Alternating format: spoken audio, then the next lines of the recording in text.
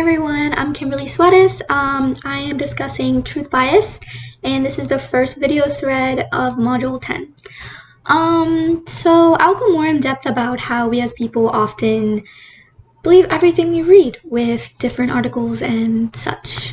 So there was this well-respected social psychologist named Daniel Gilbert, and he did a study about how our vulnerability often affects us to believe things we read. I overall do believe that this happens, and these Gilbert studies still apply today. In Gilbert's study, he said that the repeated exposure to things often increase our likelihood to believe the subjects that lack evidence today. And an example of this could be social media. And because there was also this article named The Danger of Self-Help, right? It revealed that psychological studies confirmed individuals believing like carefully written marketing ads, and they even started believing self-help books and programs that are for self-help. This goes into the fact that this also proves that Gilbert's research highlights our vulnerability to pseudoscience, because pseudoscience is what? Something that does not hold true to evidence.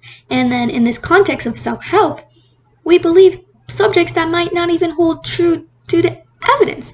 And it all correlates back together, pseudoscience, because we're going to believe all of these things of self-help, because if people start saying it helps them, it helps them, it helps them, with all this like repeated exposure, as what Daniel Gilbert was saying in his study, then we're gonna start like thinking about, why is it not helping us if it's helping so many other people, you know? So then talking about this can lead to implications of our topic that we're discussing right now, truth bias, because in the article of the danger of self-help, it then goes on to saying that we unfortunately don't challenge these subjects that lack the evidence that we should be looking for if we're reading these self-help programs or self-help books, because we often like just blame ourselves and sometimes not even question the evidence. We question our self-worth,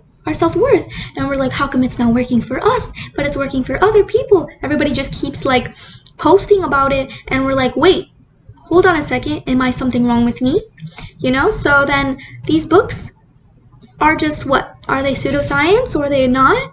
And it just goes all together and like correlates with truth bias, because honestly it's happening a lot in our social media. And according to Daniel Gilbert's study, he says it with the repeated exposure, and this article, The Danger of Self-Help. So yes, I really do believe it's happening today, and it's just continuously occurring throughout our lives. But yeah, thank you so much for listening.